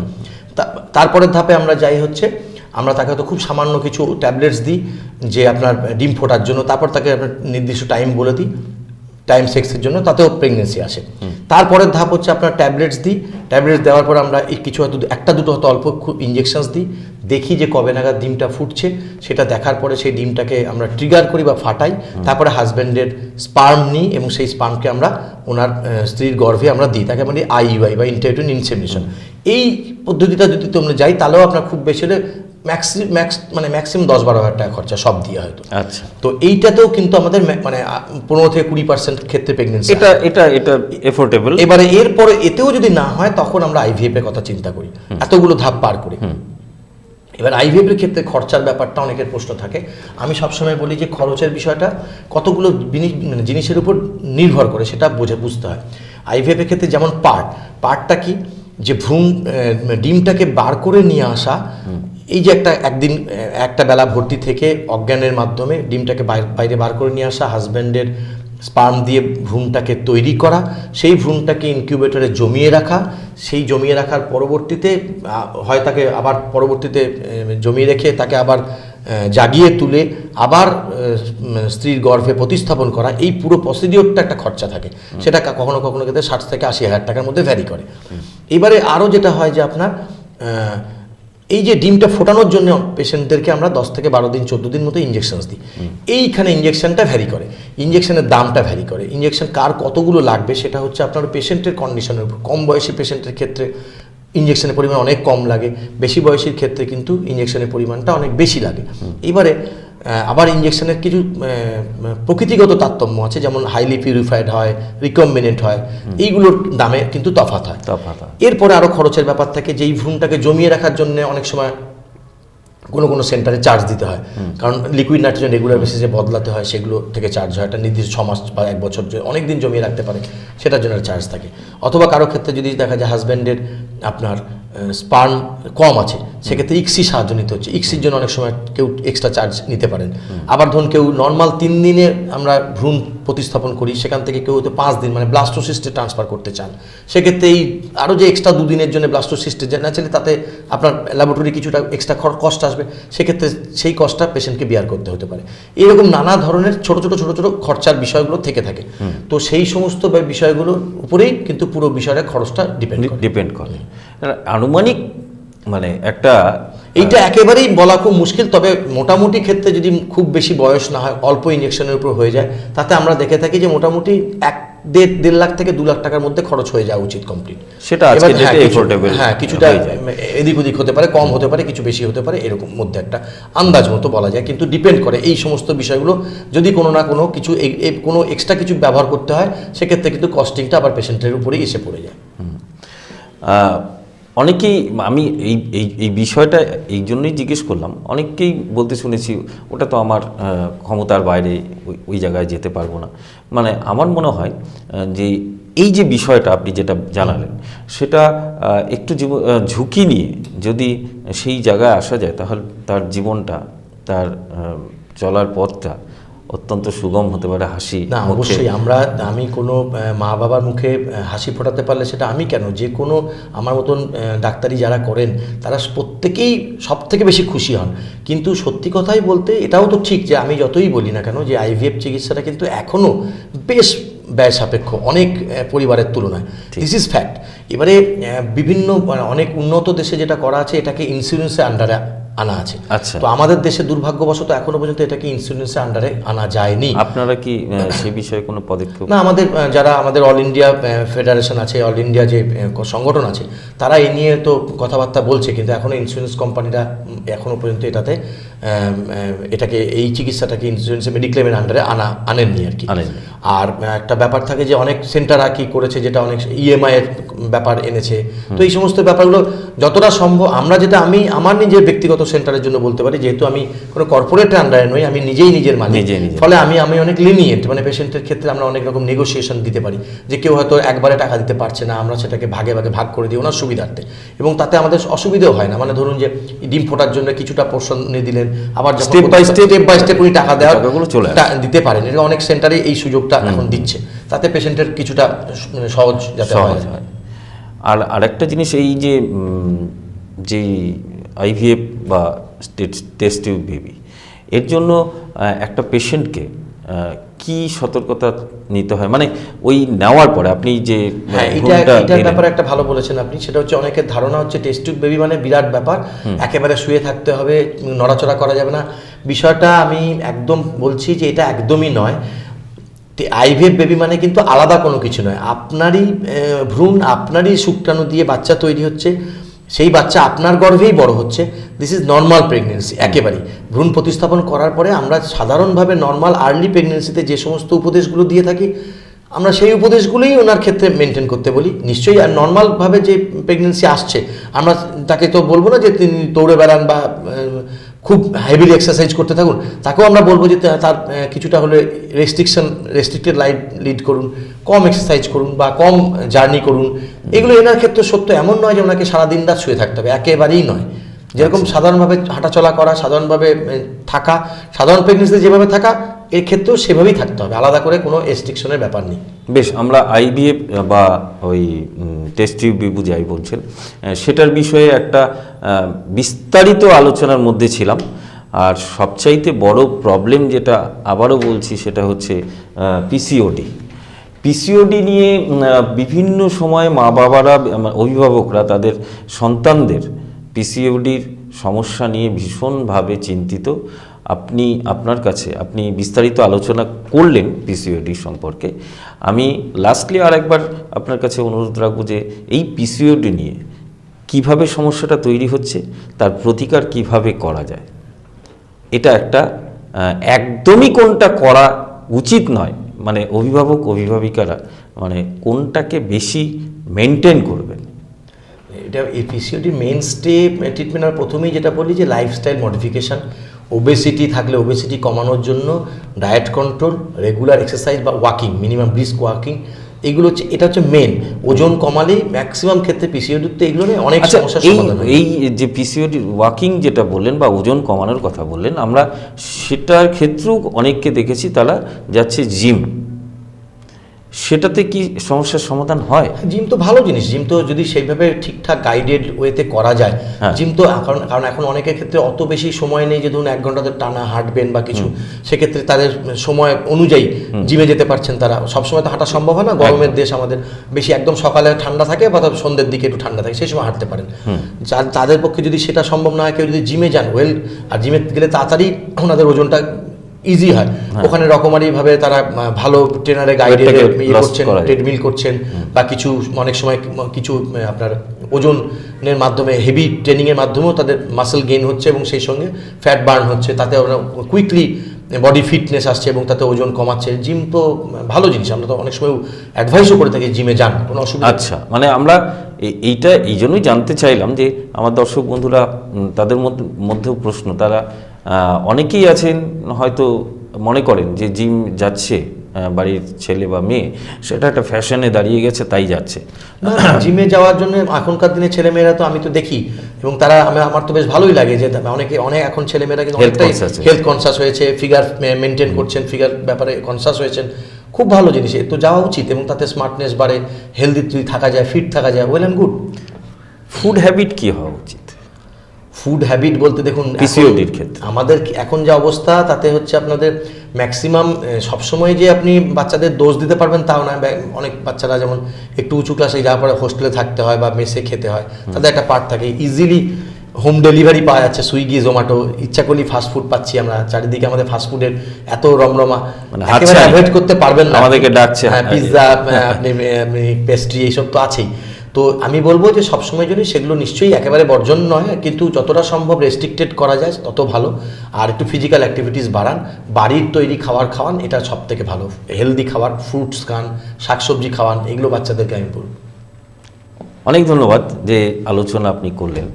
আপনি অনেক মুমূর্ষ রোগী এবং যারা মা বাবা হতে ইচ্ছুক, হতে গিয়েও বাধাপ্রাপ্ত হচ্ছিল, তাদের মুখে হাসিটা চলে গেছিল, তাদের মুখে হাসি ফুটিয়েছেন। আপনার মুখে হাসি ফুটেছে অর্থাৎ আপনার নিজের পরিবারের বিষয় নিয়ে তো আছেই, আপনার মুখে হাসি ফুটেছে এই রকম কোনো একটা ঘটনা শেয়ার করলে আমাদের ধরা থাকবে আর কি। দেখুন, আমাদের তো আইভিএফ মানে ট্রিটমেন্ট যারা আমরা করি তাদের হচ্ছে দুঃখটাই বেশি, মানে নেগেটিভস প্রচুর আসে, তো অনেক টাকা খরচা করে অনেক দিন পরে অনেক আশা নিয়ে মা বাবারা আসেন। সেক্ষেত্রে কিন্তু আমরা মানে এমন নয় যে অনেক টাকা পয়সা খরচা করছি আইভিএফ করলাম মানেই সবাই মা বাবা হতে পারবেন।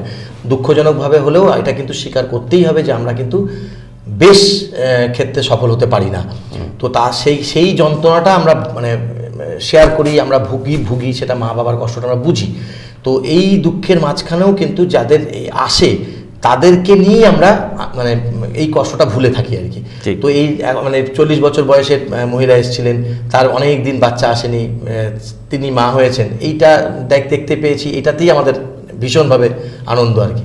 না, আপনার কোন ঘটনাটা সবচাইতে বেশি মনে আনন্দ এবং নাড়া দিয়েছিল? এরকম তো অনেকজন আছেন, মানে পার্টিকুলারলি বলা খুব মুশকিল, মানে যেরকম যে একটা পার্টিকুলার বলবো যে এই ঘটনাটাতেই আনন্দ তা নয়, মানে একটা ব্যাপার তো থাকেই, কোনো একটি ঘটনা একদম বিশেষভাবে মনকে নাড়া দেয় এবং হয়তো ওই ঘটনাই আপনাকে অনেক কিছু শিখিয়ে দিয়েছে। এক্স্যাক্টলি, সেটা বলতে পারেন। সেটা হচ্ছে যে আমার একটা পেশেন্ট ছিল, সেটা হচ্ছে অনেক দিন ধরেই ওরা ট্রিটমেন্ট করছে, তো পারছে না, ওনার জরায়ুটার পরিমাণে একটু মানে মধ্যে সমস্যা ছিল, ছোট ছিল। তো ওনার ঘরটা তৈরি করতে আমি পারছিলাম না, ঘরটা তৈরি করতে পারছিলাম না বলতে প্রায় আমার 8 থেকে 9 মাস লেগেছিল মনে হয় ওনার ঘরটা তৈরি করতে। প্রতিবার আসতে মানে এরকম হচ্ছে যে ঘর তৈরি করতে যাচ্ছে, ওষুধ দিচ্ছে, কিছুতেই আর ঘর তৈরি হচ্ছে, তার আগে ব্লিড করে যাচ্ছে। তো আমাদের ভাষায় আমরা যেটা বলি আর কি। তো এই আর প্রতিবার মেয়েটি আসতো, অল্প বয়স, প্রতিবার আসতো আর কাঁদতো, আর আমি তো মানে ফেড আপ হয়ে গেছিলাম যে কি করা যায়, মহা মুশকিল। তখন আমি চিন্তা করলাম যে আমরা ন্যাচারালভাবে যেভাবে করি সেটা না করে আমরা সাইকেলটাকে অনেকটা ড্রাস্টিক্যালি ছোট করে নিয়ে আসলাম, যে ওনার মানে ওই ব্লিডিং যেটা হচ্ছে আমরা 3-4 মাস ফলো করলাম যে কোন সময় কী হচ্ছে, তো ওটার থেকে দেখি তো ওর মধ্যে করা যায় কিনা। তো আমি ভেবেছিলাম যে অত কম দিনে হবে কি হবে না, আমার একটু ডাউট ছিল। তো ভগবানের আশীর্বাদে তো একবার দিতেই ওনার প্রেগনেন্সি এসে গেছে, মানে আসা মাত্রই আমি আর দেরি করিনি, আমি দিয়ে দিয়েছি। ফলে সেই ছোট গর্ভের মধ্যেই ওনার বাচ্চা এসেছে, এবং সেই গর্ভটা ছোট থাকার জন্য চিন্তাও ছিল যে পুরো মাসটা যাবে কিনা। তো মোটামুটি 8-9 মাস মতো গেছে, 9 মাসেই তার বাচ্চা ডেলিভারি করাতে হয়েছে, এবং তারা খুব হ্যাপি ফ্যামিলি, এবং আমি তাদের জন্য খুব খুশি। এটা মানে বেশ একটা আনন্দের অভিজ্ঞতা। বেশ, আমাদের সময় প্রায় শেষ প্রান্তে এসে পৌঁছে গেছি। আপনি অনেকের মুখে হাসি ফুটিয়েছেন, আগামীতে আপনি আরও লোকের মুখে হাসি ফুটিয়ে আপনি নিজে হাসি মুখে থাকুন, সবার সাথে যেভাবে থাকেন, আরও অনেক লোকের মুখে হাসি ফোটান, এই ঈশ্বরের কাছে এই প্রার্থনা রেখে ভারত টিভির পক্ষ থেকে আপনাকে অনেক অনেক শুভেচ্ছা জানিয়ে আজকের সুস্বাস্থ্য অনুষ্ঠান আমরা এখানেই শেষ করছি। নমস্কার।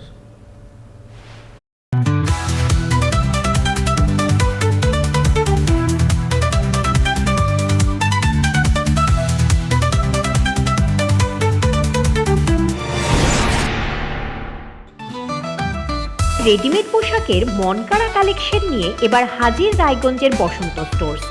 একই ছাদের নিচে পেয়ে যাবেন লেহেঙ্গা, চুড়িদার, শাড়ি, ব্লেজার সহ ছোট বড় সবার মনের মতো পোশাক। তাই আর দেরি নয়, আজই আসুন বসন্ত স্টোর্সে। আমাদের ঠিকানা বিধাননগর মোড়, NS রোড, রায়গঞ্জ, উত্তর দিনাজপুর।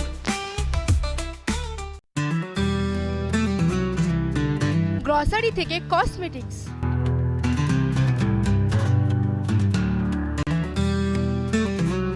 আপনার যে কোনো প্রয়োজনীয় জিনিস পেয়ে যাবেন একই ছাদের তলায়। আমাদের ঠিকানা LIC মোড়, রায়গঞ্জ, উত্তর দিনাজপুর। চোখের সমস্যা বাড়ার আগেই আজই আসুন জীবন রেখা হসপিটাল, আপনার পরিবারের নতুন ভরসা। আপনার স্বপ্ন এবার আপনার শহর রায়গঞ্জে।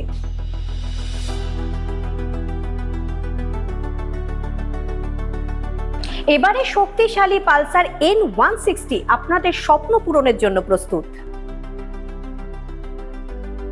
সবচেয়ে কম দামে এবং আকর্ষণীয় ছাড়ে পেয়ে যাবেন আপনার স্বপ্নের বাইকটি। মাত্র 5,999 টাকা ডাউন পেমেন্টে করুন আপনার স্বপ্ন পূরণ। এছাড়াও থাকছে 6,000 টাকা পর্যন্ত ডিসকাউন্ট এবং 10 বছরের ওয়ারেন্টি ও 2 বছর ফ্রি সার্ভিসের সুবিধা। সাথে থাকছে আরও অতিরিক্ত সেভিংসের সুযোগ। তাই আজই আসুন বাজাজ হুইলসে। আমাদের ঠিকানা পূর্ব অশোকপল্লী, পুরনো জাতীয় সড়কের পাশে, রায়গঞ্জ, উত্তর দিনাজপুর।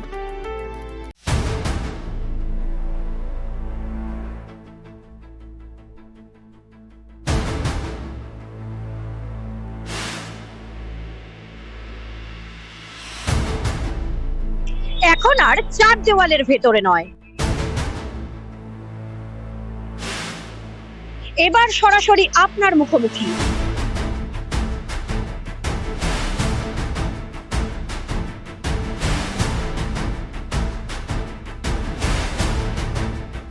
এবার আপনার আমার সমস্যার হবে চিরুনি তল্লাশি।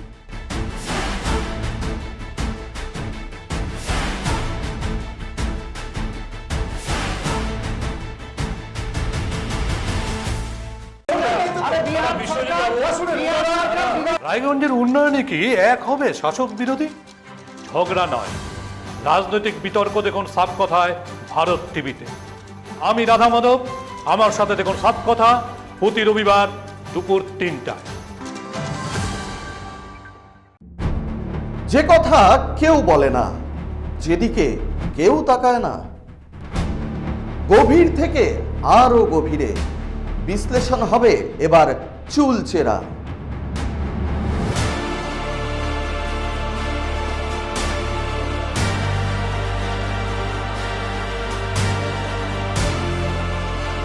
কারোর দাবেদারি নয়। আমি সত্যান্বেষী, আমার সঙ্গে থাকুন প্রতিদিন রাত 8টায় শুধুমাত্র ভারত টিভিতে।